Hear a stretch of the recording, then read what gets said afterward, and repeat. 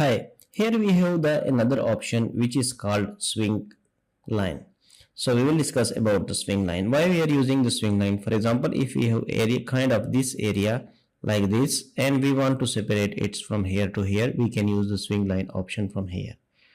Okay, so just select the swing line from here, swing line, and now it's asking you that select your parcel. So this is our parcel we want to create here, swing line. We will select this parcel, and now it's asking in the command bar select a frontage from where we want to draw it. So we will select it from here to this end, and we will click. And next is asking that select the swing point. If you want to swing here, you can use it. But first of all, we will change here the some perimeter. We will make it 1000, 100, 100, 100, 100. You can select, maybe you can change it to 200.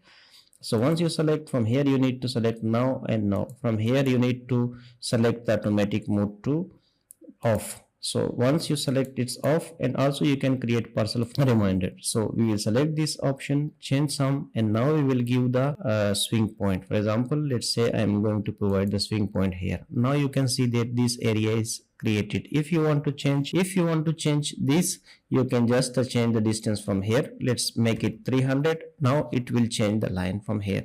300. Now you can see that it will change it. So if you want to edit the swing line, you can just go to the edit option, swing line edit.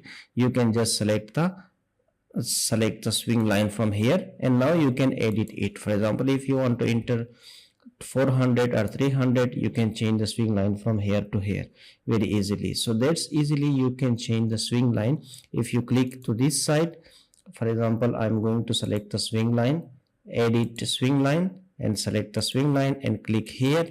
And now it's ask you that select the frontage. So you need to select the frontage from here to here or here to here. Easily you can just select the frontage from this area to this area.